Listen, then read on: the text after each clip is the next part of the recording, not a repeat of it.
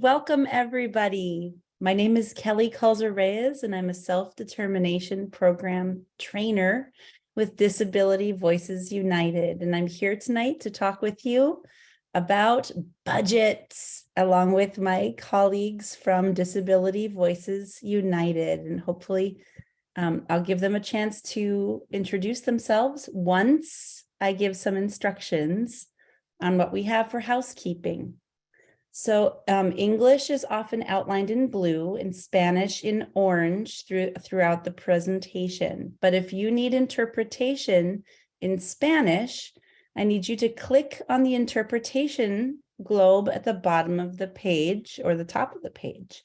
Si usted necesita interpretación en español, hay que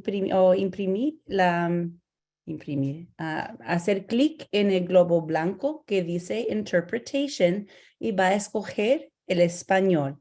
If you need interpretation in Spanish this evening, please just select Spanish from the three and you can listen to our beautiful translators while we're talking. Okay, let me see here. I'm going to choose my language, but I can't, so I don't know what I'm going to do there.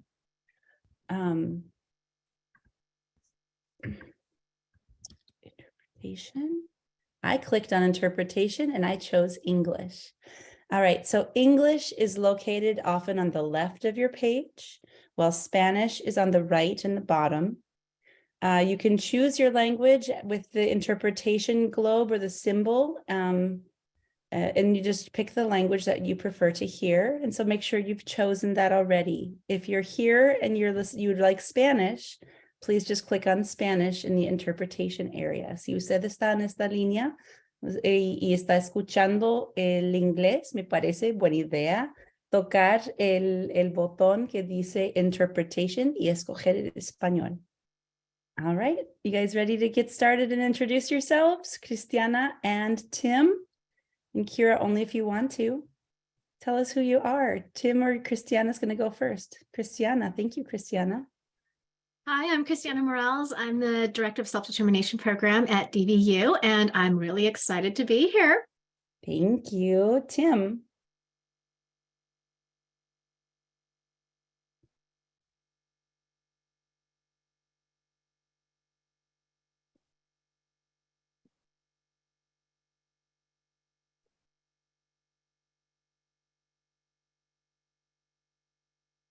My name is Tim and I am the co-director of Empowerment Programs, and it's good to see you all. Who is from Westside Regional Center? Put it in chat. Tim, thank you for that reminder. Make sure you let us know or give us a thumbs up, put it in the chat, let us know where you're calling in from, and we'd love to see that. Kira, did you want to say who you are? Sure, Kelly, thank you. Thank you. I am Kira. I'm the Program and Policy Assistant for DVU. I am also tech support for this Zoom. So if you have any technical difficulties or anonymous questions you would like to ask, please feel free to DM me and I will help you out. Thank you. Thank you for letting us know. We appreciate that so much. All right, everybody, we're ready to get started. So we're going to be talking about budgets. And I just wanted to make sure we're talking from the same area of reference, right? So a budget is that amount of money that the regional center kind of allocates or lets you know you have access to. So they certify a budget for you when you're moving into the self-determination program and for each year after you're in the self-determination program. So I'm also the parent of a person in the self-determination program. We are in year 3. And each year we get a new budget to work with, which is very similar so far. We're very grateful for that. Each year we have to go through that budget process. So tonight we're going to be talking about that process and how to understand what comes with that. So once the budget is certified, you'll know how much money you can have to put into your spending plan. When we're talking about the budget, we're not talking about things you purchase. We're not talking about services or supports. We're talking about the total amount of money that you or your loved one has to use within the self-determination program. It is the amount of money, not how you spend the money. That how you spend it is called the spending plan. All right, so that budget, where does it come from? What is it? Or wait, I don't have any services from the regional center yet. Westside doesn't have a budget for me. How do I get one? So here are some important services that can make up your budget, even if you have what the regional center refers to as zero POS. You have $0 for your purchase of services. Maybe you don't use the respite, it's too complicated, or maybe you don't have social recreation services or socialization or social skills classes. Maybe you don't have any of those things. However, if you have a situation like that where you have zero purchase of service, that zero POS, you can still use those traditional services to build up the budget that you would otherwise have. Okay. So remember, when you're making a budget, it can only be made up of from traditional system services. If it's not offered in the traditional system, it will not be included in your budget. Let's say that together. If it's not in the traditional system, it's not in your budget. Thank you for that, everybody. I appreciate you talking with me tonight. Another place where your service coordinator or your independent facilitator can help you find those funds is in the person-centered plan that you create for yourself or for your loved one.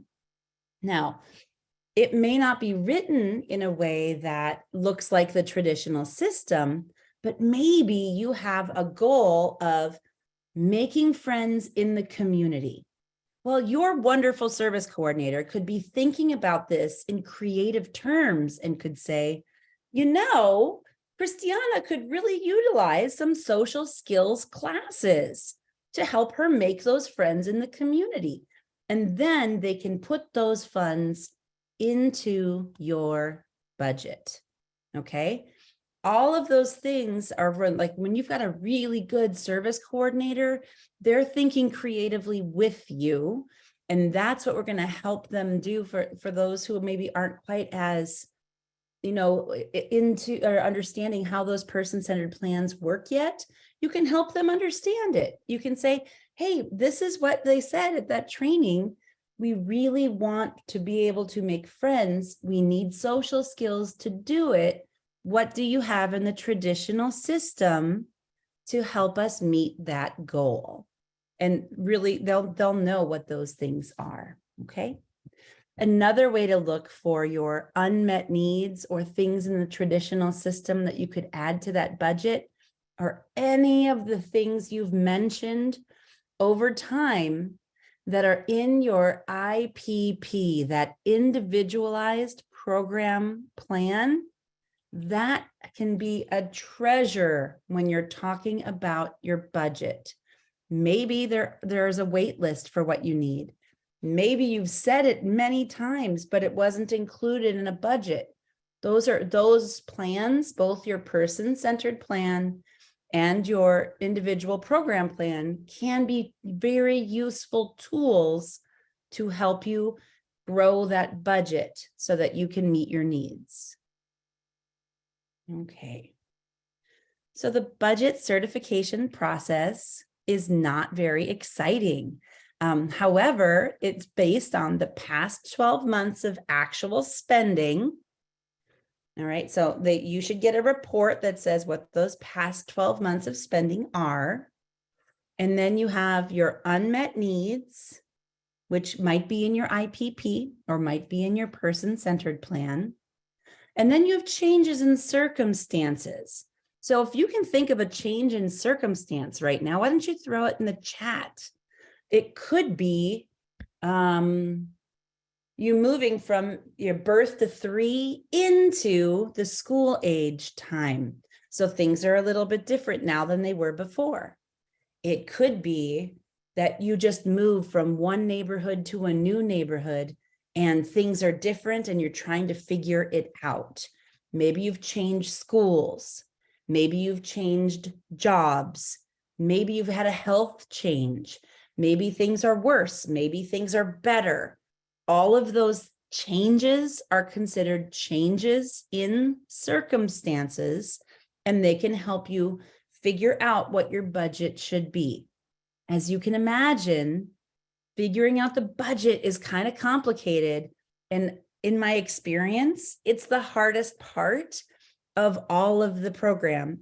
But once it's done, it's great because then you know how much money you can use or you can put on all the different services and supports that you need. All right, let's see how we're doing here.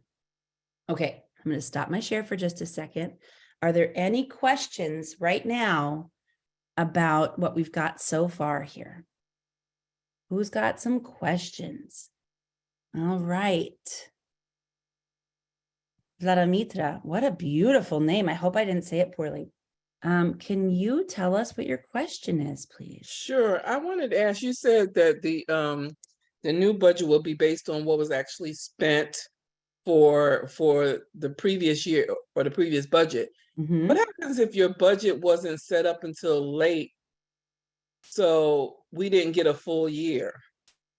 You know, in my experience, that's such a great question. One of my experience is if you have like a partial year budget, the next year they extend by the same number of months. So let's say you had an 8-month budget, they would add the same amounts for those, in my experience, and other people can speak to this as well. Let's say you have an 8-month budget, you divide it by 8 months.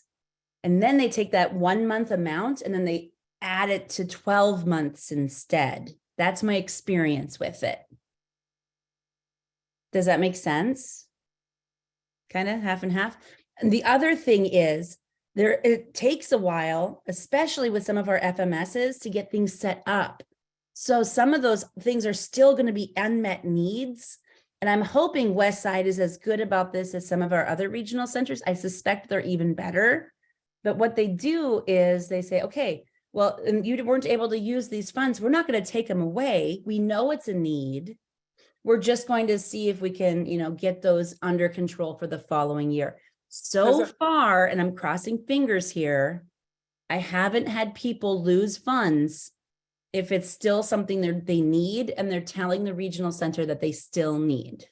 Because I had that situation where I think it's the community living center or something like that. We had issues with the one that we had, so we lost that one, and then we tried to get another one, and we lost that one. And so those funds, they weren't being used, but I know she needs that. Absolutely. Absolutely. And so my experience so far, and I hate to jinx us all, right? But my experience so far is the regional center understands that and works with us to make sure our needs are continuing to be met. Now, we have some wonderful regional center people here tonight, like Cesar. He might be able to speak to that as well. And look, his hand is up. Cesar, can you tell us what you think is going on so that we make sure we're not misrepresenting? Sure. Go ahead. Good evening, everybody. Thank you, Kelly. For those of you that don't know me, my name is Cesar Garcia. I'm the Director of Client Services here at Westside Regional Center. And that was a great question, posed by Valdemitra. So at Westside Regional Center, we always annualize a budget. So, to your point, if you only had services for 6 months, 7 months, or in your case, 8 months, when we are developing your budget for your self-determination program, we just annualize and take that into consideration that had you been with us for 12 months or had you spent those dollars, we would put in a full 12 months worth of budget. Now, the other part of your question, and I'm only speaking about Westside Regional Center. You have to remember that there's 20 other regional centers and they may handle things, slightly different from Westside. But at Westside, that's one of the things that we discuss as people are transitioning to, year 2+ budgets. We took a look at, exactly what was spent, and we look at all the different circumstances. And one of those could be still unmet needs. just as you described, the need was there, but because of whatever the reason, it could be COVID, it could be lack of staff, it could be many other reasons that you unfortunately were not able to utilize all of those funds. Doesn't mean that you don't need them. This means that unfortunately you were not able to address the need. We look at that, and of course we go ahead and take that into account when we're developing, that budget, and we account for that, and we make sure that that is going back into your budget because of that unmet need. Wonderful, Cesar. Thank you. And I see that we've got other friends here. Can we do a little intros quick? I see Alex is here too, and Jim Borachov is here. Could we just have you guys like wave at us so we know that you're here? And hey, there's Alex up there. Hello, our wonderful regionals. Hello, regional center friends. Thank you so much for making time tonight. I know it's past your curfew, so good job. Thanks for being here with us. Thank you, thank you. We'll have chances for you guys to jump in more soon, I'm sure. I'll make sure we get our last question here, and then I'll keep going with the presentation. Connie, could we ask you to unmute? Okay, thank you. Please. Thank you for the explanation, Cesar. I do have a question. When you're not utilizing the funds that have been allocated because maybe you can't get the providers, or it's sporadic, 1 month you have those provider and now you don't. You mentioned that you do it this way in your regional center. I'm concerned about the 20 other ones. Should we ask them in advance, what happens if we don't have the providers? How does that impact the budget? Is that something you suggest that we ask our each individual regional center, since they all apparently handle this differently? Well, Ms. Connie, that is a wonderful question. I think that asking questions is always recommended. However, I can tell you, I think I've worked with 8 different regional centers at this point, and so far, those 8 are consistently helping people get their needs met. So I hope that that's happening at the other, 13. But so far, so good. So there's hope there. And then I think you can never ask too many questions. I think that asking your regional center what their process is really important. All right. Tim, tell us. I also had the same experience because I started 9 to 10 months after COVID, and my needs totally changed because I require 24-hour care because I wasn't going to work anymore because of the lockdown. My regional center just extended my budget 12 months to start my certified budget. Tim, that's great information. Thank you so much. Okay, and then we'll do one more, and then we'll keep going with the presentation. Susan, please go ahead. Hi, good afternoon. Yes, I have a question for one of my clients. Dr. Lee is our dentist for a long time because Dr. Lee is the only one that puts my clients to sleep because of special needs. So right now, the dentist is no longer a vendor of our regional center. So I wanted to know if my client is is on self-determination, can we pay the dentist even though he's no longer a vendor of regional center? Can we just get it from the budget, pay him directly? The same rules exist in the self-determination program that exist elsewhere. So if you're going to have to get if that's the generic resource and Medi-Cal doesn't cover it, you're still going any of the medical things still use the medical processes or the requests, the denials from insurance. But I'm not sure if I'm getting all the pieces of your question. It seems very personal and specific. So what I'd like to invite you to do is maybe send a direct message to Alex or Cesar while we're here today so that they can help you more directly with that one. Because if it's at West Side and it's a West Side situation, they might have better specific information. You can use self-determination for dentistry, but you still have to have a denial from your insurance. You still have to utilize your generic resources. Those rules aren't changed in the self-determination program. So I want to make sure you get good information. So I suspect submitting or sending that question either to Alex or Cesar or someone else from WRC who would be willing to field that. That might be helpful. All right. Thank you so much. Let's keep going. Kelly, Unless I think she is speaking about SDP vendor services through FMS. you think, I thought that it was in the traditional system, because then she was asking if she could pay for it through SDP. Maybe we'll have her to talk directly with WRC so that we don't give her bad information. I'd hate to give the wrong information to her. Cesar, was that okay for you? Thank you so much. Okay, I'm going to share my screen. And this is a directive from DDS, one of my favorite DDSs. And this was one that goes to the adjustments to the individual budget. And I have it here in English and in Spanish. The blue, of course, is in English and the orange in Spanish. And it's really important that we know these three things, because in the second year or in your first year, depending on how we're adjusting those budgets, one of the areas that's been a little bit challenging is to know when those new vendor rates come in. For those of us who are already familiar with the vendor rate increase, how does that get put into our budget? So that DDS has sent out this directive to hopefully help explain what they're expecting. And that means if your employees are currently paid state minimum wage and you're going to pay them the new state minimum wage, your budget can be adjusted for that. The change in rate for vendored services included in the individual budget calculation is really important.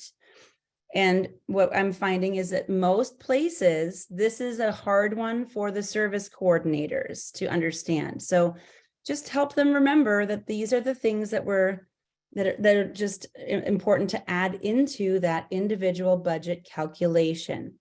So if there's an increase or decrease in a vendor rate, the budget could be impacted either positively or negatively based on that new rate. And someone's going to say, but I don't want a rate decrease. Nobody wants a rate decrease. We understand, but that doesn't mean that it couldn't happen at some point. And it's important to understand the language that's here. Okay.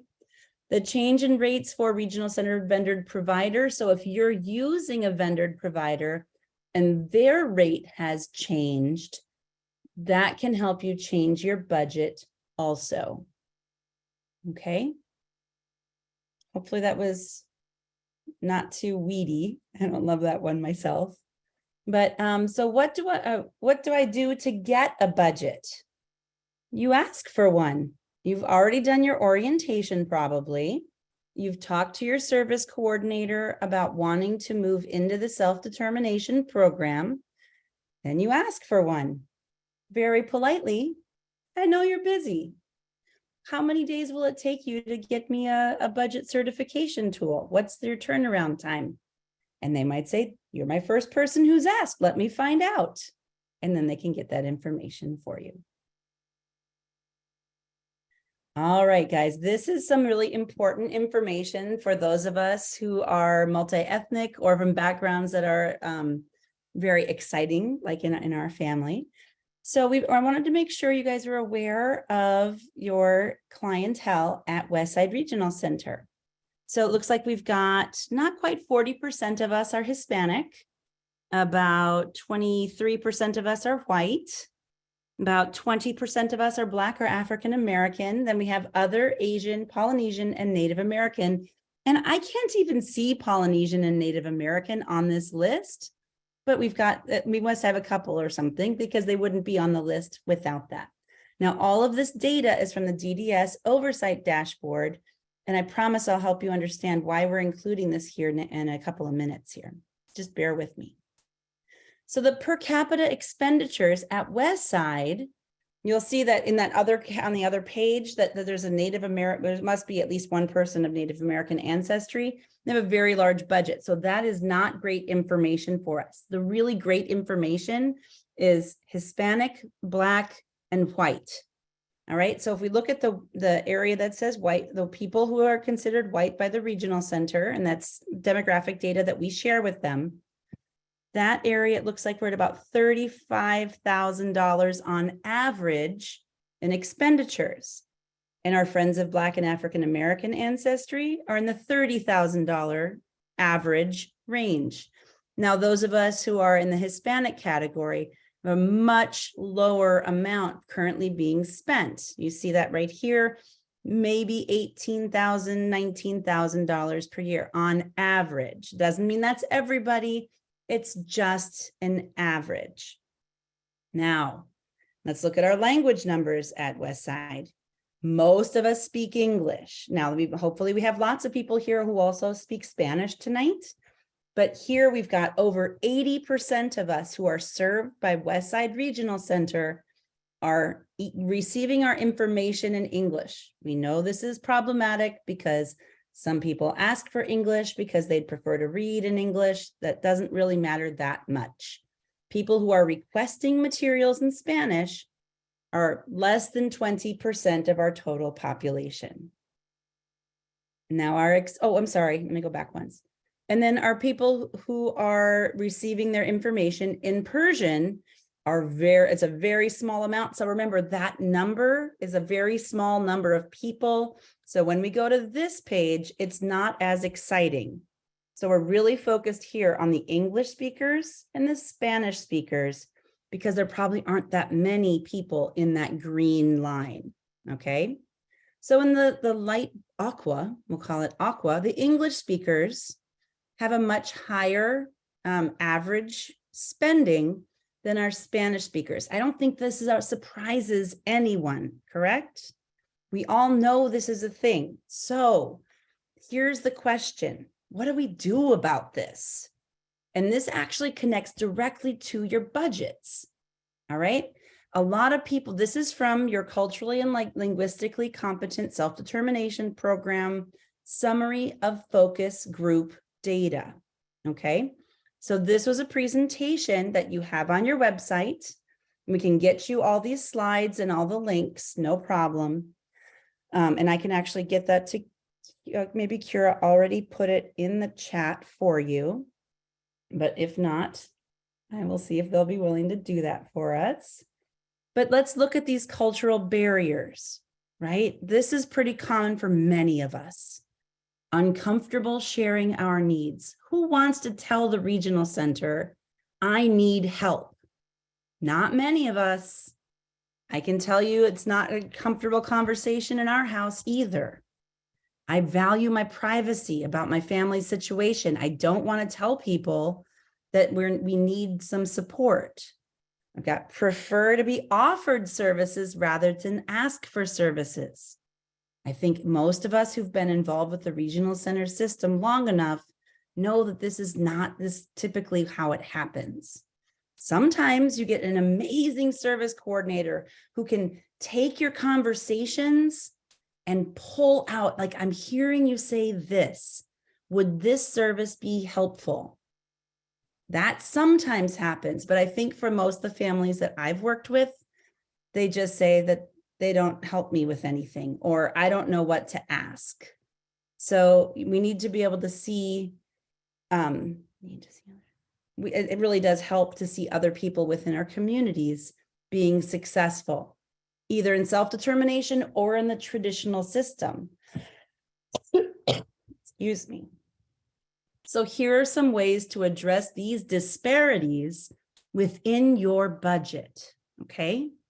We have to be comfortable asking for help, which is one of the hardest things for us to do, right? Whether it's for ourselves or for our loved ones, we have to be able to admit we need help.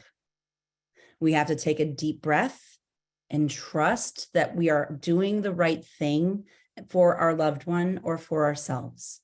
We are not a burden on the regional center. They are here to help us. That's why they exist. That's what they're doing here. And then I'm going to just make this recommendation for everyone, at least in that first year, if you can. We know there are troubles with this too, but finding an independent facilitator who understands your culture and your hesitation and your concern can really help navigate those challenges. Okay. And I know that part for a lot of us is a really hard one to do.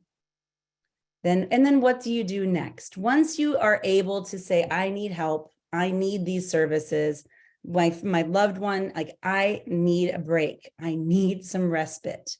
Once you're able to say that and find your respite provider and build that budget with the small things that you need, after you have that, you're going to create that spending plan. And this is what the West Side spending plan looks like. And this, just to show you what comes next, okay? So once you have a person-centered plan, and it's not required, but highly recommended to make that person-centered plan, you've got a certified budget and a drafted spending plan, you should be able to start moving into the self-determination program. Now, there was a recent FMS meeting that had updates with West Side, and the updates included some of these things. So most of the financial management services have shifted to needing some documents like your PCP, certified budget, drafted spending plan, before they'll even let you get in line at their FMS. So you've got options at Westside of Acumen, Aviana, GT Independence, and Mainsel. And from the page that I looked at, it says 24-hour is no longer taking new participants, and they are not planning to take any more. This is the last thing I heard read from your website. If this is not accurate, I would love for someone to correct me. I love it. Nope, Cesar thinks it's accurate. Wait, hold on. Thank you. I just want to make sure I got that in today. Good. All righty. Now, questions and preguntas time. Let's see here. All right. Kristianna, do you want to take some questions? I can be quiet for a minute. We've been answering questions along in the chat, but there was one I really wasn't sure about, and I thought maybe we could put it out to Caesar. He said that it was Griselda said that they get translation services in the traditional system, but they don't. It's not put into their budget to use translation in the spending plan. And I actually don't know the answer to that. So I thought, well, we have an expert here we can ask. So cool, Cesar. I think he needs to be asked to unmute. Let me see if I can do it. I know. Thank you. Okay, there we go. Well, somebody did, so thank you. So yes, very similar to the traditional system. If that is a need, if you need your IPP, translated into a different language, we can certainly do that. So that's one of the things that, we should be asking, your service coordinator should be having a conversation with families about. And that typically is a one-time cost. So we would be able to support families and do that, and making sure that they receive that document in their preferred language and the funds associated to, making that happen. So to clarify, even if they're in self-determination, you will be able to provide their IPP in their language. Right, exactly, their IPP. Great. Do we have any other questions? Does anyone have any other questions about budgets? I see Val. Let me see if I can ask you to unmute. Let me try. I just unmuted. Can you hear me? Yes. Okay. So my question is, if we are already using someone who is vendored, but we've agreed to pay them a higher rate, Does Mm. that DDS directive affect us if their rates go up or down? Well, that actually sounds like I can tell you what I've experienced, but I think Cesar might not like that they're trying to charge you a higher rate than the regional center vendored rate. So Cesar, welcome to tonight. And would you mind answering that one so I don't say the wrong thing on that one? Sure. That's a question I'm hearing more and more because, one of the things that we've always said that is possible in self-determination is to negotiate your rate with all the different resources that you would be using, whether they're vendored or non-vendored. So on the same end, a lot of these resources are now negotiating their rates with families and telling you that, that they're charging you more than that they would charge the regional center. Now, we discussed earlier how your budget is developed, right? Utilizing the rates that the regional center uses under the traditional system.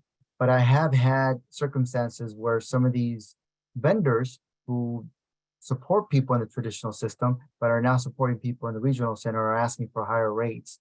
And unfortunately, there's not a whole lot we can do about that other than have conversations with them. And I have had conversations with some of these vendors. And for the most part, I've been able to support families and helping them navigate through that. But at the end of the day, it's going to be up to you as the participant or the family member supporting that participant, whether you want to continue using that resource at the rate that they're wanting to charge you, and move money around from your existing budget, or, look elsewhere for someone else that, will be able to do the same thing, and will agree to the rate that you want to fund that resource at. Thank you, Cesar. And actually, to add on to that, I think another part of your question, Val, was, will the increase in the rates be impacted in your budget? And I think it still would. If they get a rate increase, you'd have a slightly larger amount to work with, but it might not meet your, like, the change in or in how much more you are paying that for that negotiated rate. So let's say you are working with a respite agency and you're paying, it's like a respite agency that works on behavior, right? And they want a certain amount. And this year they had $36 an hour, and next year it's $47 an hour that they have for a rate. And you've agreed to pay $52 an hour. The 36 would go up to that 47, but it would not hit the amount that you are choosing to pay. So hopefully that helps clarify that piece. And Cesar, if I'm incorrect, feel free to tell me to stop. So far, so good? Aw, thanks. All right, we've got some more questions here, I see. Kristianna, are there any in the chat, or should I take one from the hands up? You can take one from the hands up. I'm actually posting a list for independent facilitators that people had asked for. Wonderful. Mary, let's get you to unmute. There we go. Hello, good evening. Thank you for the program. What I wanted to ask was that I had interviewed a few independent facilitators. One of them was very unprofessional, and I wanted to report her behavior so that way other consumers don't fall into that trap. But when I called DDS and asked around, they said there's no form of any ways for any of these independent facilitators are being screened or observed, or what do you call it?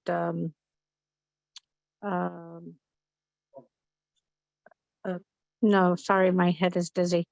There is no way for them to be reprimanded for their behavior. There's no guideline. Mm-hmm. That's one question. The other question is that how does a financial management or budget gets allocated to a certain kind of services? Because it seems like a lot of services are being rendered through self-determination, and it seems like even the medical services are being pushed under self-determination and put under a different category, and it gets pushed through. But then when you're not part of the SDP, then if you ask for a certain kind of category of services, they direct you towards your insurance. And Well, it sounds like you've got a couple of questions there. I think the first one is if you're having problems with an independent facilitator, you have a couple of places you could share that information. And then the one of them would be one of them is like state council might have their lists that they could kind of make notes on as they're going in. I don't think they're going to remove people from the list, but they might want to know that if they're publicizing. And then you've also got like Kristianna Morales, who might have some great ideas on that one. And then the other question, I think you brought that up a couple weeks ago when we were talking about how people are moving around, being creative with their spending plans. And the rule in self-determination is you have to have a goal, and then you have the goal and then services that support that goal. So that's a really important one to remember, let's see. Okay, so then if that's the case, then I think I see that you wrote a note into the chat. And if state council does not want that information, I think your last thing here is possibly a 4731 complaint if you needed to with your regional center, if you're concerned about ethics or those behaviors, although I don't know how you'd attach it to your plan because it wouldn't be, you're just trying to warn people about the behavior and you may not have recourse in that way. One way you can also consider doing it is create a Yelp review and see what happens there. Kristianna, go ahead. There was a question that I thought was a great one, and it said, it was from Christine Lee, and she said, if we're using services through a budget, what type of paperwork or proof of payments do we need to provide to the regional center? And I realized, oh, we needed to mention the last 12-month report that you will get. So the regional center, you can ask for your previous 12 months, and they will give you a report that will tell them. So they know what was spent in the last, so you don't have to provide anything to them. So I thought that was a great question. And actually, some of the different financial management services have some pretty nice spending reports you can download from their portals. And once you do that, then you can keep track of it as well, because that's that responsibility part of the self-determination program. You don't want to go over your budget, just like my checking account. I don't want to go over my budget. You don't want to have problems. So those are really nice tools. And the financial management services are supposed to provide you with a report on your spending every month.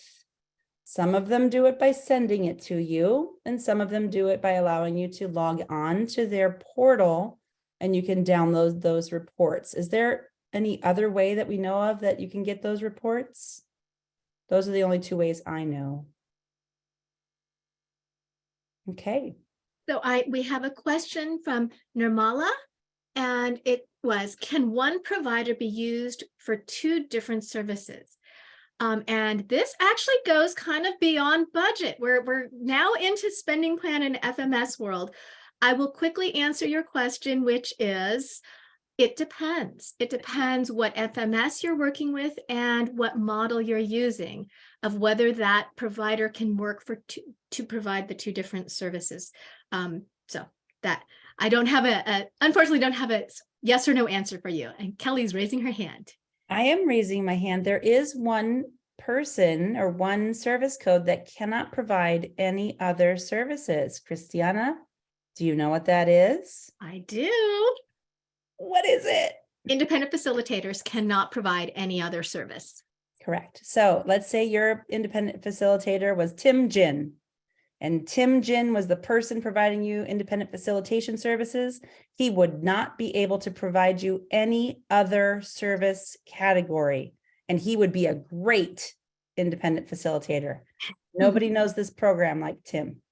I don't know that he wants to do that, but he'd be good.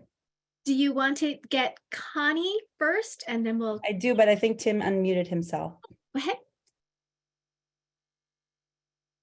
and then I'll get Connie.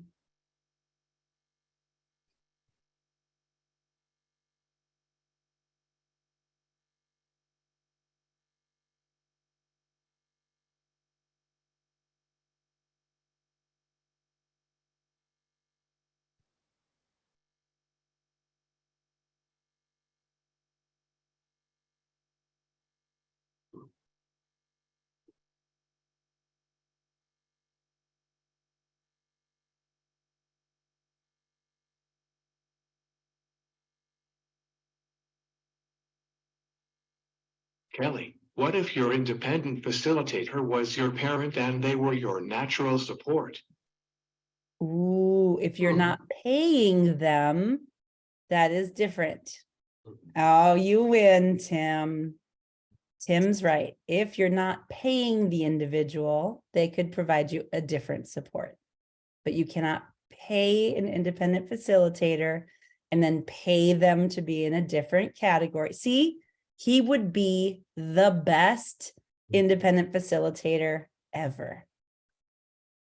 All right, Connie, let's get you unmuted. Hold on.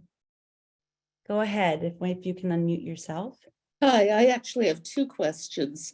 The Great. first one has to do with in-home support services. If you have a client who's receiving, say, the max hours, 282 hours a month, under that program, it is assumed that that quote person getting the services should be hiring and doing the timesheets and training and all of that. And realistically, that often does not happen. And so then that falls to someone else. Is that, or could it be considered an unmet need? I know I spend sometimes a lot of time doing that. And I've been told that the regional centers don't fund any part of IHSS. Yet that is an unmet need because someone needs to basically hire, sign timesheets, et cetera. So could that be under SDP considered an unmet need for the budget?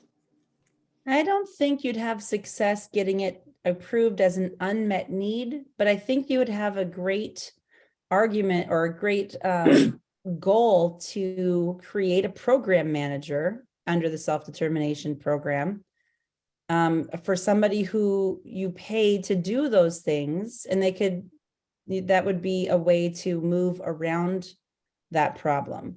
I don't think you'd be able to, I mean, I don't see a way to do that, but Kristianna or Tim, do you have any ideas of if I'm wrong about that? I would say dependent on their age and where they live and all of that, those could be covered under other things, such Right. as supported living services, Mhm. or there's a new one that's coming up, which is the coordinated family services. Mhm. But both of those kind of have where you live and other rules around them. So I can't be super specific, but there are some ways that some of those things could be added to your budget in different ways, but not specifically called that. Did that answer your question, or did I just talk in circles? Sort of. I kind of accept that you should know that some supported, in fact, many supported living services won't even take a client that has so many IHSS hours because they don't get paid by the regional center either, and yet they're expected to take on all those additional duties. So that leaves a deficit, is what I'm saying, in the budget. That's why I brought it up. Okay, and then the other question is if you're trying to determine a budget on how much, let's say, to pay your SLS staff, the way I believe it's currently done is, at least in our regional center, the SLS gets a flat rate. And it's really hard to tell how much the SLS staff is getting versus how much the program managers or directors of the program are getting. So how can you figure that out? Is there a way to get more detail on how to develop a budget if you need to provide SLS-like services? If you don't really know how the SLS was paid. All they got was just a flat monthly rate. You know, the way that I deal with that one, Connie, is I just go on to websites where people are being invited to apply for jobs like that. I find out what the supported living services rates are for different organizations. And then I increase how much I'm planning to pay so that my job is more attractive than the other ones are. And I think that's the easiest way to do it, because I don't think you're going to get straight answers from your vendors, because that would not be, then you'd be in competition with them. So, but I could be wrong. Maybe they'd be happy to tell you what their going rate is and tell what the median rates are at their business. But that's how I do it. I figure out how much it's going to cost, what people would be making in the open market, and I use capitalism basically to meet our needs, which is kind of one of the beauties of this program. You can be more flexible in that way. Alfredo, I'm going to ask you to unmute, my friend. Go ahead. Hi, good afternoon, Howdy. everybody. My question is because my grandson is he's in the receiving services from 1 to 3 years old. Okay. I like to ask, he is newly on the system for the traditional system for less than a year. I like to ask how long my daughter-in-law has to wait to see if qualify for the self-determination program. Is any time frame to do that?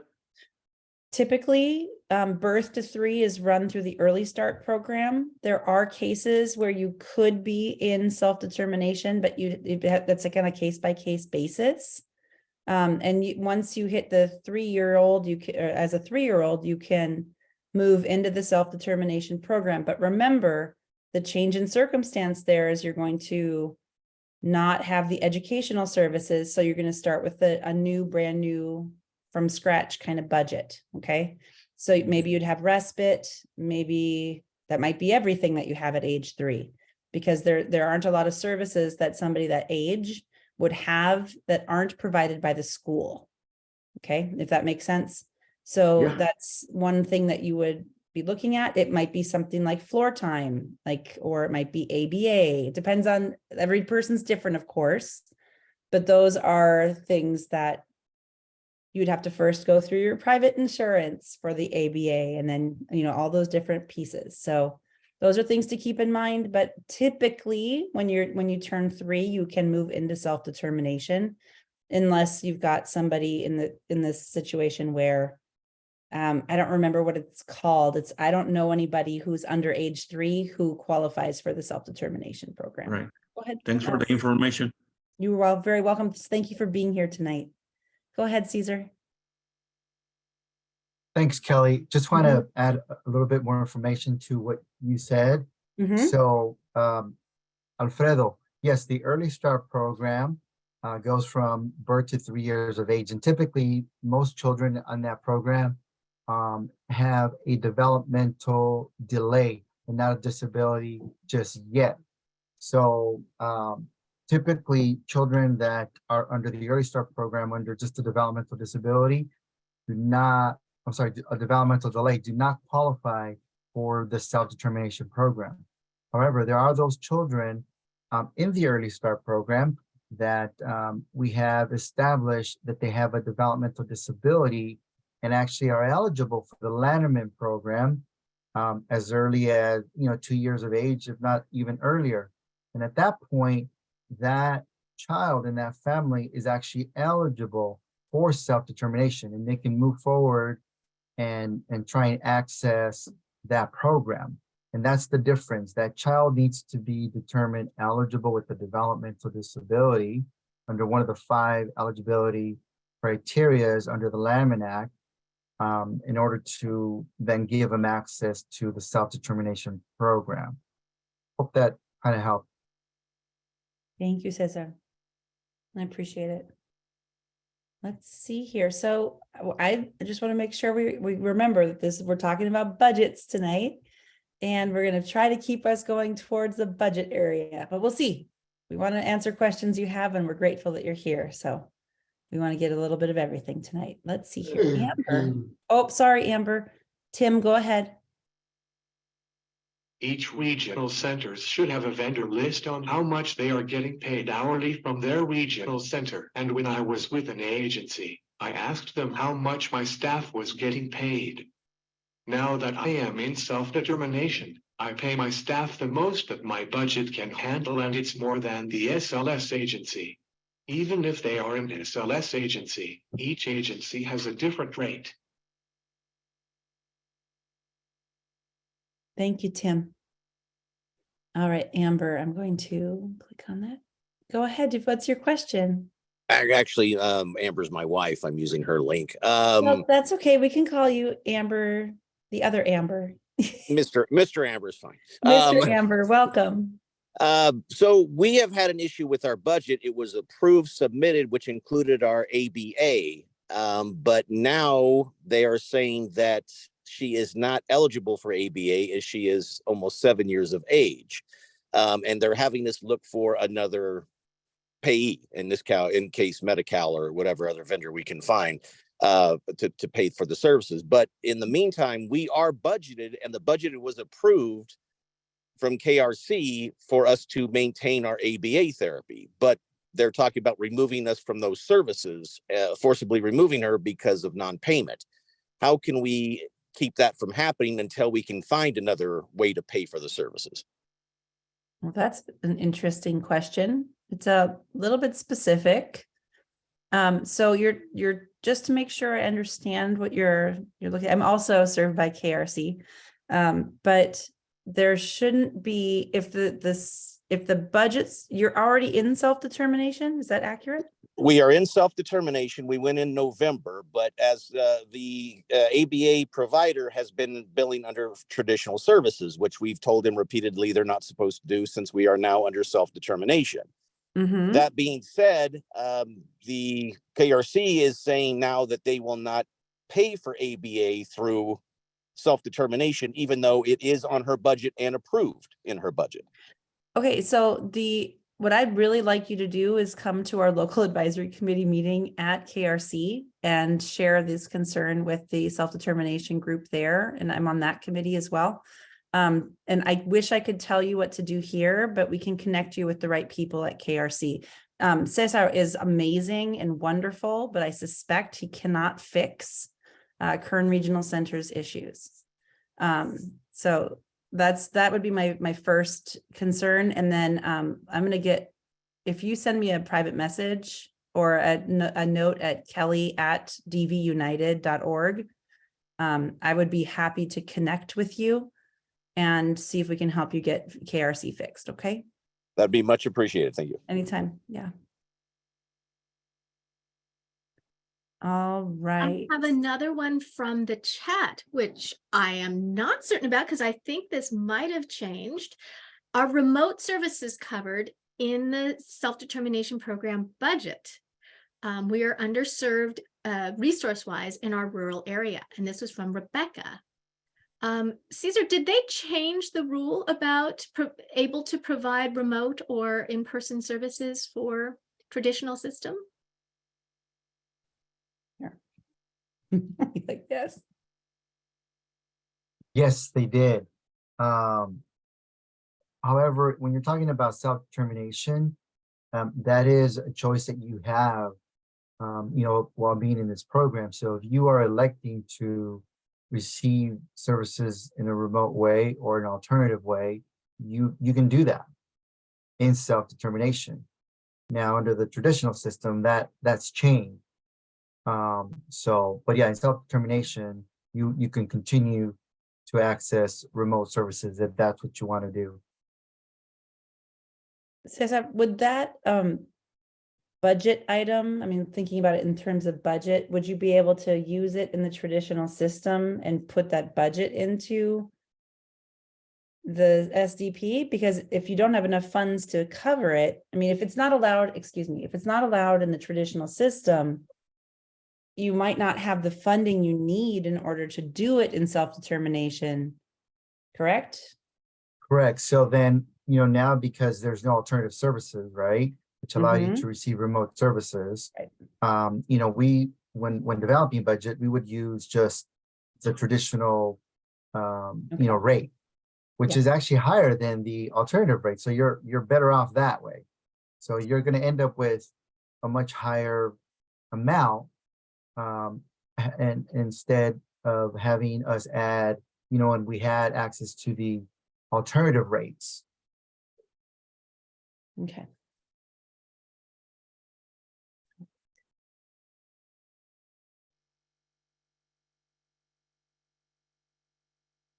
Nirmala asked if a parent is an IF and an IHSS provider, then they cannot provide any other SDP service, isn't it? Yes, that is correct. And Keisha said, if vendor list does not help me, I'm looking for recommendations for an IF that serve West Side Regional Center. I've been contacting IFs on the IF vendor list.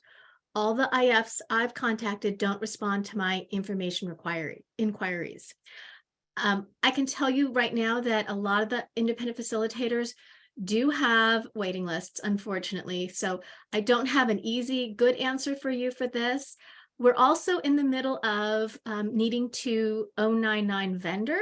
And so that could have something to do right now with independent facilitator availability. But don't give up. Keep calling them, keep trying. I highly recommend using an independent facilitator. Those are the only two lists I'm aware of. So I gave them the SCDD Los Angeles list and the website, and I'm blanking on the name of it, but that has the IF lists. Network. Yeah, and I'm not sure. I'm not aware of any other lists of independent facilitators. Not either. Let me keep going. All right, let's see here. Oh, I found a good one. Oh, good. If we really want a vendor that charges a higher rate, can the family pay that additional money? Now, again, we're not taught, this is a budget. Everybody's interested in spending plans this week, which is interesting. That's a spending plan question. Mm-hmm. Now, remember, when on your spending plan, you got your budget and that's your total amount. In your spending plan, you can pay people whatever you want to in that spending plan, whatever you can afford. You have to work within the dollar amount, but if you want to pay them more, then you can pay them more in your spending plan. Now, if you want a higher rate and you're talking on the budget side and you're saying, well, I just want more for my budget, they are not going to do that. They're based on the traditional system rates, and that's what they will put into the budget. Really good. I see some more questions in the chat. It's really hard for me to read the chat while I'm answering questions, but I do see, what is the 099 vendor? And it's kind of a very exciting time to be an independent facilitator in California. For those people who do this as a side kind of job and help families and have passion, this new vendorization requirement is pretty difficult. It's not that the program is difficult. What's difficult about it is that most people who are doing independent facilitator work are really, really busy already because there just aren't enough of us. And now we're going to have to be vendored to be able to do the same service, but not to do the service once you're in the self-determination program. So people are working really hard right now to get the people who they're currently working with into self-determination by the end of June so that they can get the purchase reimbursement completed before the end of this fiscal year. So I would suspect, like Kristianna mentioned earlier, that you're going to have a hard time finding independent facilitators who are going to just want to add to their workload right now. Most of us are pretty busy. Tomorrow, we're doing a whole presentation on it on DVU Connect. And I put the link in the chat if you want to go and hear probably more than you ever wanted to know about 099. Valdemitra, let's see here. I sure hope I'm saying your name correctly. I hope. I've gone through You I've go gone ahead. through that all my life, so don't even worry about it. Oh, you're so kind. Thank you. I'm so glad you're here. What's your next question? I had an independent I have an independent facilitator who I wasn't happy with. Mhm. So I went and took the training to become my daughter's facilitator.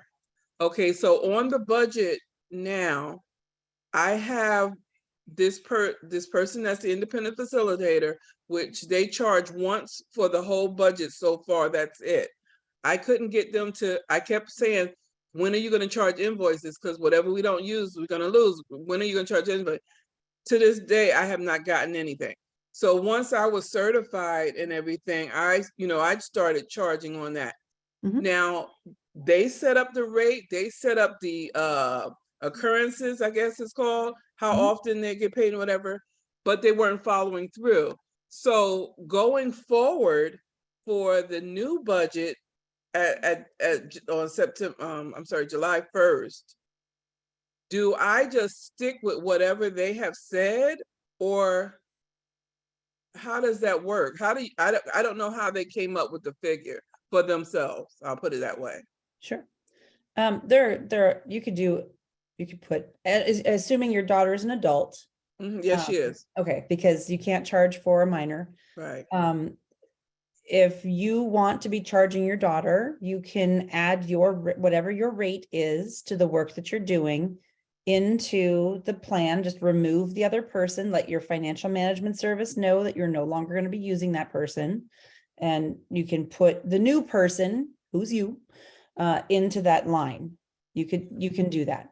Another option is to not charge her because you're already doing the work anyway, but it kind of depends on what your situation is and what you want to be doing. So, let me see here.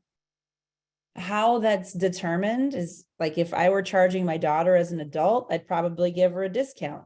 I want to make sure that there's enough money in her self-determination program budget to do all the things that need to happen first.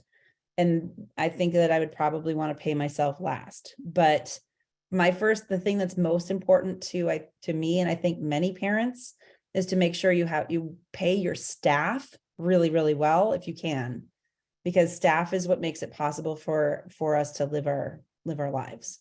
So if you can focus on your spending plan on your priorities, make sure all the goals are met, and add yourself in there, you can just remove the other person, get them out and put yourself in, or you don't have to charge if you don't want to. I guess that's another option, another way to say that. Well, she has a healthy enough budget where, I can get paid and all of that too. Okay. But my question is, how did they come up with that rate? Because I can't get them to answer the question, as to what the rate that they have, and how they chose how often they were supposed to get paid. It's possible, depending on what your financial management service is, that the template has a requirement that it be either monthly or by session or by week or by whatever, and they selected what was there. Another possibility is, like, I can just tell you my philosophy on charging people, and I don't know if it'll help you, but it might give you an idea of how I decided how much to charge people. I charge people a significant amount of money because I want them to think about it before they call me. And I want to be building up their confidence and their skills so that I'm giving them a very small to-do list and they're doing those things for themselves. And so instead of paying me, they can move those funds into other areas so their needs are met, but they have kind of like a buffer if something happens and there's a problem. So it's possible, and I don't know your situation, right? It's possible that the philosophy of your independent facilitator is to build you up so that you feel confident and great, and you're going to go do this on your own. And they don't want you to be dependent on them. They want you to be independent. So maybe that's the hope.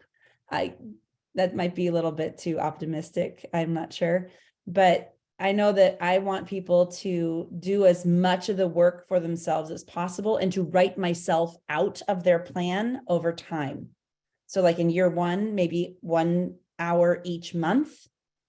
And then in year two, maybe 1 hour each month for 8 of the 12 months. And then in year three, maybe 4 months, just so that like those funds are reallocated for important things that make life better for the participant, not for me. So that's how I do it. And different people do it differently. Some people just charge you regardless. Some people hate invoices like me. It could just be time management issues. There's so many possibilities. Kristianna, do you want to add to that? So ultimately, because once you're in the self-determination program, there are no more set rates, right? And so you need to negotiate all of the rates in your spending plan. Mhm. And so at this point, an independent facilitator can set their rate at whatever rate Mhm. they believe is correct.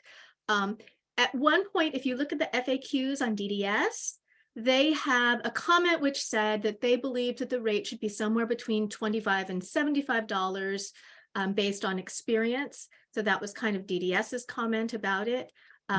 So again, I've seen all different rates, and again, that's why you're going to self-determination is it's a, private world, so you aren't stuck with the state rates anymore, but that means there is no regulation on it. But what I can tell you is with the new vendorization that we were talking about, that 099 thing, for the people transitioning into the self-determination program, that rate will be set.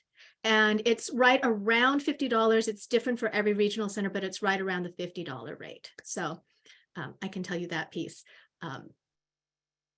I hope did that answer your question? Oh, she can't unmute. Oh, you're muted. Oh, I have to ask. What about people that are already in the program? You said that would be for people transitioning. What about people that are already in the program? People in the program negotiate their own rates. Okay. And so independent facilitators can charge what they see is appropriate. Okay. And so. Is it, I'm sorry, just one more question. Is it normal? My problem with them was I wasn't seeing anything that was going through the budget that we approve, all expenses, nothing. So I was asked if I would give our sign-in code to the for our portal. And I was like, I didn't feel comfortable with that. I told them, no, I'd rather monitor my own budget. And I also said, I have never seen an invoice come through you. And that's what I was trying to get. Show me your invoices. I have nothing to do with what was getting paid because it's already on the budget, but I wanted to see and at least approve the invoices that were going through, which I was not. So most of the regional or the FMSs have recently changed to make sure that all invoices are signed off on. So some of them weren't doing it before, but they did recently change it. So the invoices should come to the participant or you, whoever is going to be approving it, and you either forward that email to them, or you, if they have a hard copy, you can sign it and then they send it in. But parents and participants should absolutely be verifying any. That's what we're doing now. Good. That's what we're doing now. Okay, Awesome. great. Yeah. Thank you. Sure thing. You're very welcome. Melissa. Oh, I'm sorry. Did you want? It's too bad that I can't charge myself at handling my own SDP and budget. I also have an excellent independent facilitator, and she does minimum work for me.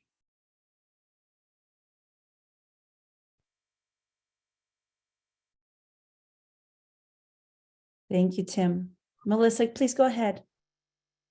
So yes, I'm an independent facilitator, and I wanted to answer give some feedback on a couple of these things. So I really want the family to be empowered to do this, and I want the majority of the money to go to the participant. I might put $50 a month, for example, $100 a month. But if I don't provide any services that month, I don't invoice. Right. That's the way I do it. And then you might have, they might need to revise their spending plan. So that might take me a couple hours. Mhm. So then that month I might invoice $100. So I do it when I do work, I send in an invoice. But I think there are some independent facilitators that just charge a monthly fee, whether they do any work or not. But I personally don't invoice until I've done something. And I wanted to back up to the 099 and go into a little bit more in depth than that. So if an independent facilitator and a person-centered planner just wants to do the person-centered plan, Mhm. they do not have to be vendored. Correct. So those people can continue to do person-centered plans. They will only get paid up to $1,000. Mhm. And if you're looking for someone that will help you with the other things like the budget and the spending plan and hiring staff and all that, then that's where that independent facilitator has to get vendored. Correct. So there might be people that just want to do person-centered plans. They don't want to mess with getting vendored. They just want to do person-centered plans and be done. Mhm. So that is going to change in the next couple months. So when you're interviewing people, you want to find out, are you just doing person-centered plans or are you doing the entire process, and are you vendored with the regional center? One more thing. I personally live in Orange County, so I have to get vendored with Regional Center of Orange County. It doesn't mean that I can't help people in other regional centers, but I have to get vendored in my local county. But it doesn't mean that I can't help people in other regional centers. So I just wanted to kind of clarify that with people. So that's it. Thank you so much. I appreciate that. Kristianna, go ahead. We have another question from Wendy at 7:10 p.m. And it said, assuming a spending plan for SDP has been approved, are there general reasons why a given regional center would say at an annual meeting that a service is no longer allowed? In other words, do RCs make surprise arbitrary changes? This is an interesting question because we're talking about a second year budget, right? We're talking about redetermination, second and third and fourth year budgets.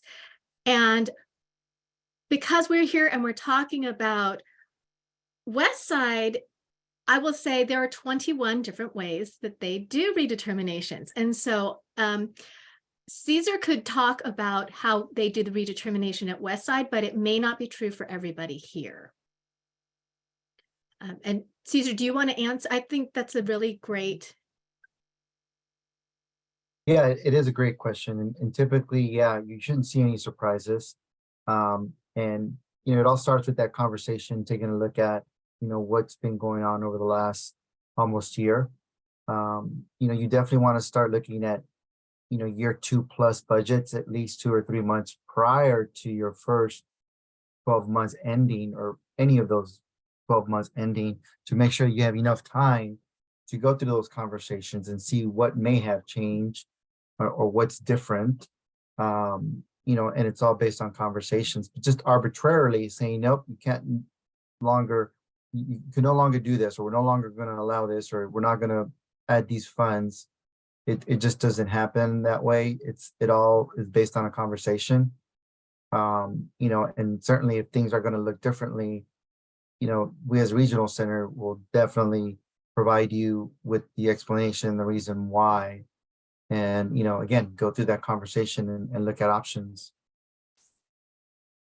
And I will remind everybody, you still in self-determination program have your fair hearing rights. And so if they want to terminate something that you have and you disagree with it, you can file a fair hearing process. So do Correct. keep that in mind. And then, and just like in the traditional system, if you do file for fair hearing, then, nothing's going to change until that fair hearing goes. In other words, everything will stay in place. Those dollars that are in question will remain until that fair hearing process or the appeal process is completed. Wonderful. We had a question from Lulu at 7:09 p.m. And I would like to know if there are already facilitators who have started marketing and what has been their experience. So there are actually independent facilitators that have been around. I mean, we can't say forever because it hadn't opened up until just a couple years ago. So an experienced independent facilitator could be somebody who's been doing it for 2 years. Although we did have a pilot, well, I won't say a rollout prior to that. So there have been independent facilitators that have been around for many years. So there are some very good, very experienced independent facilitators out there. Oh, Lulu has her hand up. Do you want to expand on it? Go ahead, Lulu. Oh. We saw you unmute for a second. We'll do it again. Let's see. Sí, yo quería preguntar, creo que mi pregunta es un poco diferente. Ajá, estoy hablando de la nueva vendorización que se ha empezado para los coordinadores. Entonces, me gustaría saber si ya se han empezado en algunos centros regionales y cuál ha sido su experiencia con esto para que pueda ayudarnos a los demás facilitadores para poder vendorizarnos también o decidir no hacerlo, porque pienso esto va a ser una barrera bastante grande para continuar con esto. Muchos facilitadores podrán cumplir con los requisitos y muchos otros será muy difícil. Entonces yo creo esto no fue una muy buena idea, pero me gustaría saber su experiencia, por favor. Lulu, that is a great question. One of my biggest concerns with the 099 process was that it was going to take those of us who do this either kind of on the side or, in a part-time way, really out of the picture, because it is complicated. There are people who are filling out that paperwork now. It just came out. So I'm not sure how many 099s are already approved at Westside, but maybe Cesar knows the answer to that. Poor Cesar. Maybe Alex knows if he does not. Do you have a So yeah, we have 2 individuals that have started that process. And it's on its way. We don't have anyone that's completely vendored already under 099. So yeah. As you mentioned, the actual documentations for that just came out. And so we're going through that process. And then to answer the other question that was in the chat, if you get vendored at one regional center, which would be considered, your home regional center, you don't have to get re-vendored at other regional centers. We can do what's called a courtesy vendorization. So if you want to work at other regional centers other than your home regional center, and you've got families that want to utilize your support and services, we can request that your home regional center sends us your information. You will have to fill out some papers, but not go through the whole process of getting re-vendored, to work with the other regional centers. I do encourage everyone to come. We're going to go really in depth tomorrow to talk about 099. I'm actually in the process of doing 099 with Lanterman Regional Center. They did offer the package prior to, as I believe Westside had offered it prior to the directive that just came out. It was not significantly different from what was already there. And it is not like I've worked for vendors who have done the full vendorization process, which is very detailed and difficult to do. This is nothing like that. It is much, much easier. You do not need a program plan. So we need independent facilitators. So I really do encourage independent facilitators to do the 099. But there's some of us out there, we're going to do it and we're going to show you that it can be done and it's going to work. So Melissa, is your hand still up or do you have a new question? I'll ask her to unmute. Did you have another question? Comment. So I agree with you. Originally each regional center had their own packet of things we had to do to get vendored, and I started it with Orange County. And then I heard that DDS was going to get involved and come out with one that was just for everybody, and it's much easier than the original one. I wanted to go back to something somebody had said earlier about a regional center saying, well, you don't need that service anymore. And this is related, but not related. So I have had some regional centers that look and say, okay, in year one, you purchased a laptop, for example. You're not going to need to buy a laptop next year. So that laptop cost $1,000 and we're going to take $1,000 out of your budget. Or you had a security system put in your home. You're not going to need that again this year. So we're going to take that out of your budget. We did have to argue that a little bit because that was using funds out of a traditional service, if that makes sense. So, for example, if in year one you said, I want to go to a conference, and they gave you money for a conference, they might say, well, year two, are you going to go to a conference? And you go, no, I'm not really going to go to a conference this year. Then they could take that money out of your budget, but not if it's something that you purchased using funds that were not part of your budget. I hope that's making sense. But they do sometimes look and see, well, that was a one-time purchase. So just an FYI. I've seen this as well. We have lots of discussions of what this means and how this works. So we were actually talking about, we need a whole discussion just about the redetermination budget piece, because it, like we said, it's 21 different ways to do it. The take that I have on this is, if they put a one-time purchase into your budget, and the next year it would come out of your budget, because that was a traditional system, they put it into your budget. If you, on your spending plan, did a one-time purchase, that's not the same thing, because you have your budget money, which is a dollar amount, and you used it differently. It shouldn't affect that.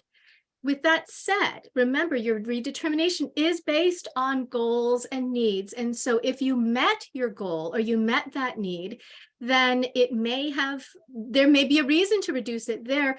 But let's say maybe you got an AAC device, and buying the device met that particular need, but you might have an extension of that goal now, which is now I want some training, or I need other pieces to it. So when you're doing that redetermination, think in that second year, do I have a new unmet need that may kind of cover that? Caesar, please jump in if I am off base here. No, you're right on point, Christina. And that's how, at least at Westside, we view it. And I think something you said is very, very key. It's based on need, right? So even though you've identified a one-time expenditure on your spending plan, that means you probably pulled that money, obviously, from another area of need that you kind of adjusted. So we would look at that, at the end of that, that budget year, to determine if all of your needs are currently being met, just the way you set things up. And that could be the case, that all of your needs are actually being met, and that there are no new needs, no unmet needs. And that's the conversation we would have. But definitely you can make a case that, that $1,000 that you used for your laptop originally came from, your respite, hours of support. And, for that 1 year, you knew that your respite was going to be adjusted because you really had this need of purchasing a laptop. And now you really want to refocus, those $1,000 back to your original need of respite. Definitely. I also know that all of the regional centers are not like West LA. So I am aware that there are regional centers that this is a battle at. So we feel you and we hear you if you are having those issues. Vidasa, good to see you. How are you? I'm fine. It's always nice to see you, and I'm seeing you more and more. And it's wonderful. It's wonderful. I just wanted to say something quickly, and Cesar, this is not to correct you, but if you're going to file an appeal because they're saying that you're not going to have something, when you have to file that appeal for a fair hearing, but you must file it within a certain amount of time, and you must request. This is really important because it's on the form that they'll give you, and it's also in the regs. You must file aid paid pending. Otherwise, the services will stop, and then you'll be in the battle to continue them. So the aid paid pending is an important piece of that. So take that as a nugget. I have found that it's, the regional centers that I work with and the staff are very flexible and more than willing to meet client needs. I find that it's more important. So as you spoke about also, Cesar, it's really important that you understand, just like when you're dealing with the school district, right? And some of you are still dealing with school districts, other people that they're long gone and you're thrilled. You have to have something to base that need on. Okay, so think about how you're going to help the regional center understand or document that you have a need. A change of circumstance might be proof that you're no longer in your K-12 education. Well, that's a copy of your certificate of completion or your high school diploma. Awesome. So think about that, because ultimately the regional center must turn in reports to the state of California, which then must turn in reports to the federal government about how the money was spent. So think about your regional center staff about how you can help them with the document trail that allows them to say yes to you quickly. That's great advice. Nirmala had a chat question at 7:03, and it said, under the new guidelines, regional center, the SLS services can be provided even if the disabled adult stays with family. Is that right? So if you're not familiar with SLS, it's supported living services.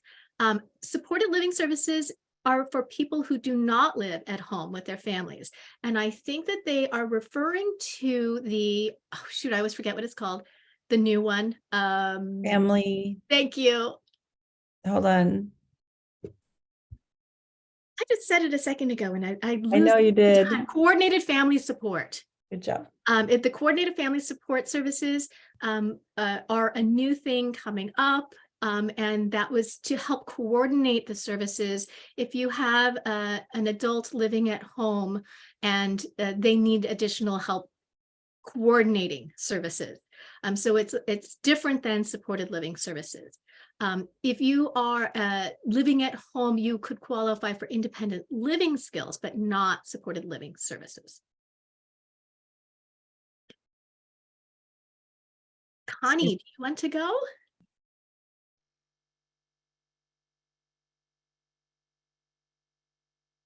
Hi, I'll make my comment first about the combined family support. Originally, I had thought, and I spent some time with DDS on this, that it would fund for, say, aging parents who needed supported living in their home, so they would not have to leave. And now it seems, and I'm still waiting for a straight answer, that it's only to provide coordinated services, but that it doesn't actually provide the funding for the SLS services to be in the home. So my comment is, I hope Disability Voices United could make an effort on that, because that is really an issue, especially as parents age up and then one of them has to leave the house to get the supported living. So I think we really need to advocate. My other question is about what time is your workshop tomorrow on 099? Because it sounds like a really good thing. It's at 4:30. Okay. And we put the link in the chat, and it's a Zoom meeting. So. And then the other comment I have is, this is more just when I hear all the budget rules from the 21 regional centers and the amount of time, let's say, even to become, a vendor, and then you have to go for courtesy vendorization. That seems to me to be a real waste of time. If you're going to be vendored, I think it should be able to be vendored with all the regional centers. And also, I think the SDP rules should be somewhat standardized, because otherwise you get confusion from one regional center to the next. We have meetings where they're doing it in one place one way and another place the other. So this is something I think DVU, if we could do some advocacy to try to get some standardization among the rules. That's my only comment. Thank you. Great comments. Great comment.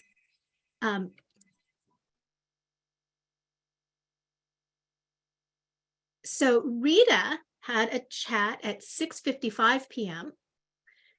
Why did the employer need to pay for, I think it's CPR training, first aid, and the live scan? I see that as a barrier and also motivates family to hire vendors instead of people you know. It was in the law, so it's not a choice. It requires the employee pays for their live scan. I don't believe that it says that they have to pay for their first aid or training, so I believe you could cover that. One of the things is when everybody went in, a lot of people thought, I want to do co-employer model versus sole employer model. And my son is in sole employer, and I highly recommend sole employer because of the whole self-determination. The whole idea was freedom and responsibility and all those things. One of the options you have with sole employer model is the only people that are required to have live scans, background checks, are people who provide personal care. If they're going to be, helping with toileting or changing or any of those kind of things, they are required by law to have a background check. If they're not doing those things, as a sole employer, you have the option to say, I know this person is a family member, I'm not going to do a background check. Now, I'm not advocating to not do background checks for anybody. With my son, if it's somebody we do not know, we still run a background check. So, be safe out there, but it is something to know there that you do have a little bit of more flexibility. Most of the FMSs, if you're doing co-employer, you're being hired by the FMS.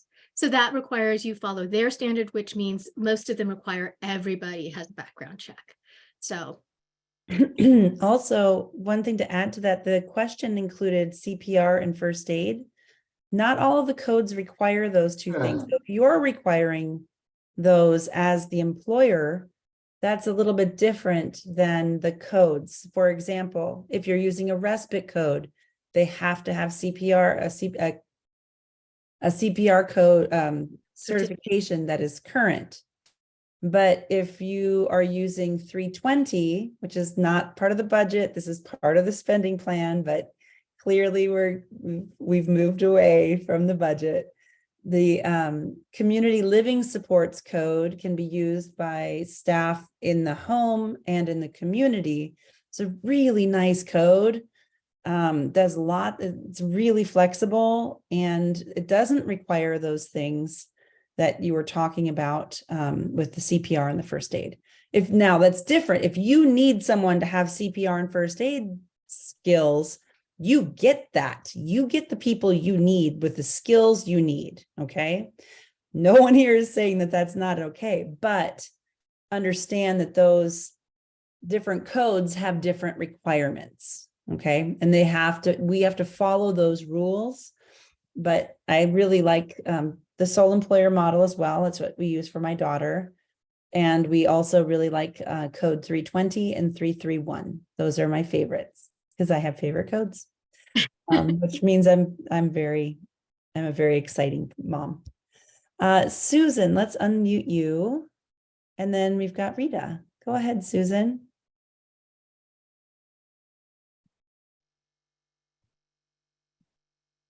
Try again. Hi, sorry. I was putting the question in the chat. Anyway, is there a like a law or an ordinance that DDS can do in the future on how regional center can approve the budget faster than now? They're asking 4 months ahead. That's too much. Usually is 2 months, 3 months. Now they're asking for 4 months. So, I just wanted to know how we can lower that down or get a law stating that they have to approve it in 60 days, 30 days. There's been a lot of talk about timelines, and I will say that DDS is getting data and tracking data on some of these. How long is it taking? Those kind of pieces. So it is on their radar. Different regional centers have different, I sound like a broken record. I'm sorry. 21 regional centers, 21 timelines of how long it takes. Yeah. I wish I had an easier or better answer for you. We have a quick one in here which says, Allison at 741. Sole employer, do you still use FMS payroll processing system? Yes, you will. So it's just a different model within a financial management service. And not all financial management services offer a sole employer model, just to be clear. Right. All right. Are we ready for Rita?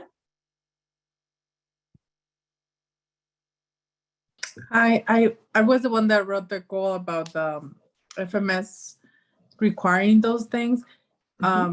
I met with them, DT Independence, so they wanted me to pay for all that, even for people that was not is not respite.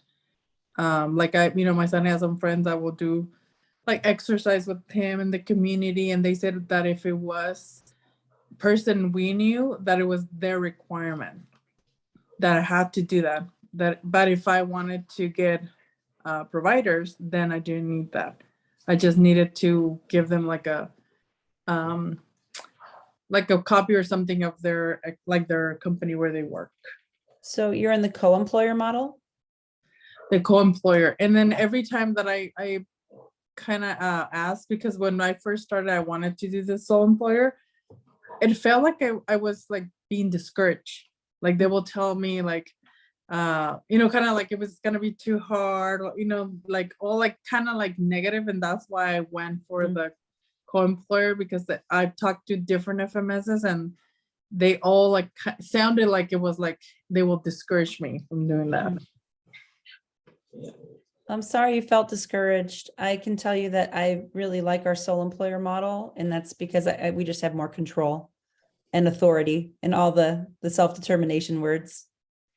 But more responsibility then too, right? Because it's on us. Like all the employees are we don't like them. We're the ones who hired them. So, but that would be one way to advocate for yourselves and move forward, is to switch to that sole employer model. So then if it's a co-employer, they have the right to ask for those things. But Oh, for sure. Because they're also employer of record. So yeah, for sure. That's their right as the employer. And the reason you don't have to do it for vendors is whoever hired them has to have them do it. Yeah. Go ahead, Tim. My FMS doesn't require first aid or CPR training. They only require live scan, and when they are fully hired through the FMS, I pay the new hire for training. Fortunately, most of my team already took first aid and CPR on their own to make sure that I'm good. So do remember, as the employer, you can ask for these things if they're important to you. So, like I said, we're not required for my son because he's not having personal care, but for some people we do background checks if it's somebody I just don't know. So there's that freedom. So I am going to say this name incorrectly, and I apologize in advance. Malageta asked at 7:39, can my son use his budget to train some of his PA providers, and where can I get the trainings? I love this question. This is my favorite thing, because this is what I did with my son. So my son, for social skills, we hired a PA, and it was a college student. He was a psych major. And we said, would you be interested? And he was just going out with him to go play Dungeons and Dragons. And we said, would you be interested in doing a peers training? And peers is a social skills program. And he said, yeah. And so, yes, we were able to pay for the peers training for his PA through Self Determination Program. So you could look up at, like, depending what, I don't know what specific type of training you were looking for, but, that you could do that. Within reason, I would say, you're not going to get somebody certified as a, floor time therapist or an ABA therapist, right? So I would say within reason. And there is a code for training for unpaid caregivers. I don't remember the number off the top of my head. It's in the 370s, I believe, that you could use for that as well. So that could be helpful. Let's see here. Susan, did you have another comment? Let's see here. No. Oh, you didn't. Thank you. Okay. Great meeting. Thank you, guys. Of course. Thank you for being here with us. Christine at 7:33 asked, how does the money for services flow? So you're at a budget training. What you need to go to is a spending plan training, because that is going to go into a lot of detail of how the money is paid. So we can't go through too much detail here, but your financial management service, I like to think of them like your bank. They're going to pay all of your bills, a bill payer service. They're going to pay everything for you. So the money never comes to you. It goes through the financial management service. And that's how the money flows.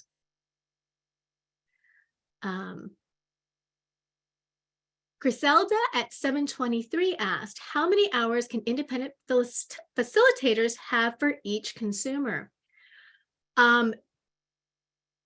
There's two answers to this. One is, if you are pre-transition, if you haven't gone into self-determination program yet, those hours are limited. So for the person-centered plan, they have up to $1,000. So there isn't an hour limit on that.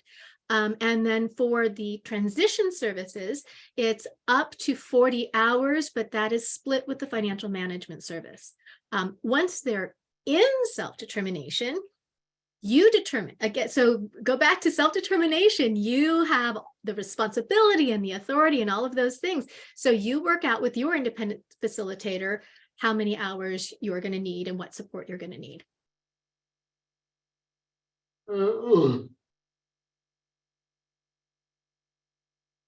We have a little over 10 minutes to go, and I still haven't eaten dinner yet. Let's have a fast round of questions and answers from the Spanish community or whoever. Absolutely. It looks like Kira might have the list of the questions that she might have translated. Yes, we've been, some of these have been the translated ones we've been working through. Cecilia asked, does it have to be vendorized at each regional center that serves each customer or only at one? Maybe they were talking about independent facilitators. Yes, they need to be vendored at every regional center or at the regional center you're at, but it could be a very simple courtesy vendorship. So they're not filling out all the paperwork again. But do ask your independent facilitator, if they offer services at your regional center. I'm looking for more that are translated. Deborah, oh, hold on, my list changed. Jiang Sin at 6:36 asked, how can we apply for CFS if regional center coordinator is not much help? Can someone in SDP apply for CFS? CFS, anybody? Coordinated family support. Oh, we were just talking about the good one. Stop laughing at me, Tim. You're so mean. So coordinated family supports is new. Not everybody's offering it. I'm going to throw it to Caesar to see if it's at your regional center yet. So we recently held a public meeting about this. So, we want to get this information out. And you're right, this is very new. It's actually a pilot right now. And right now, all the regional centers are trying to vendor the different resources. So I know that Westside Regional Center right now has about at least 8 to 9 potential resources that are interested and are going to be going through the process of becoming vendors to provide that, that service. And so we're really excited about that, to make that available to our community, both in the traditional system and self-determination. That's one of the things that, we're still waiting on from the department, a little bit of clarity on what this is going to look like in self-determination, because as I mentioned, this is a pilot and there's very specific data that, DDS is looking for and collecting to make sure that, this is something that can grow beyond a pilot and be able to be extended into, an ongoing service, which I think is very valuable. So more to come on that, but definitely I think in the near future, we will have some vendors that we can start utilizing. We have held a training at our regional center for our staff so that they are aware of what this new service is. And we're going to continue to update our staff as we, have new information to make sure that they are able to answer questions that our community are asking. And if not, they have someone to go to make sure that, we support them in supporting our community. How are we doing on time? We have a couple minutes. We have a few more chat questions. Should we hit those? Deborah at 7:45 asked, can you switch from co-employer to sole employer? Yes, you can.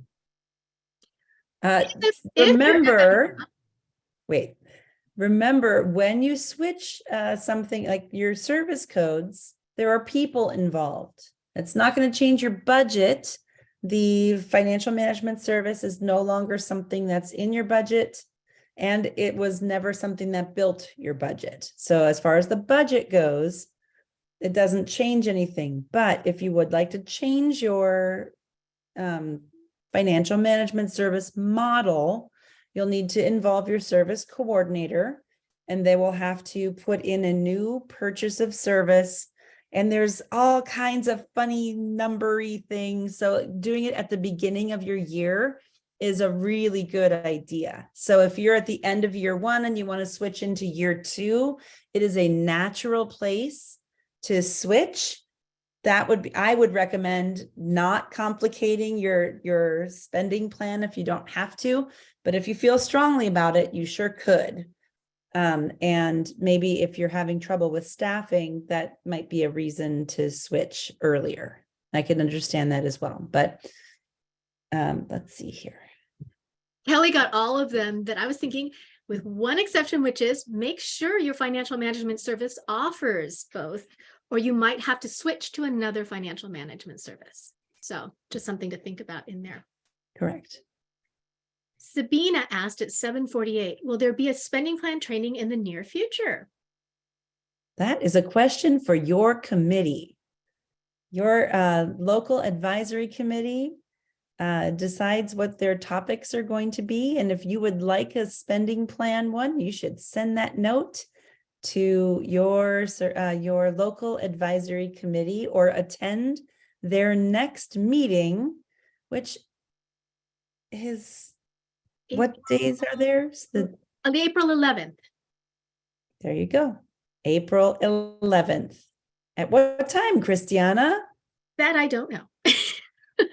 At what time, Caesar? 6 o'clock. 6 o'clock. Yes, 6 o'clock.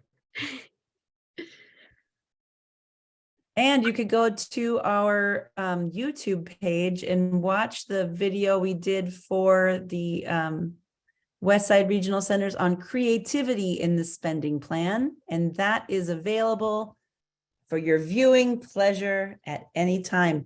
If someone can throw that into the chat, the link to our YouTube options, that might be another option for you if you're looking at spending plans and just learned about these things late. So We have 2 questions left. I think we might have hit almost everybody's. Tim, you do not have to answer this if you don't want to, but Elena at 746 asked, what FMS agency does Tim use? and he's laughing at He's laughing. He may or may not answer us. We'll see. Shall I ask the next question? Indiana. He's Aviana. Well, thanks for sharing. Rebecca at 750 asked, are there trainings that parents can attend to be facilitators? If so, how do we obtain?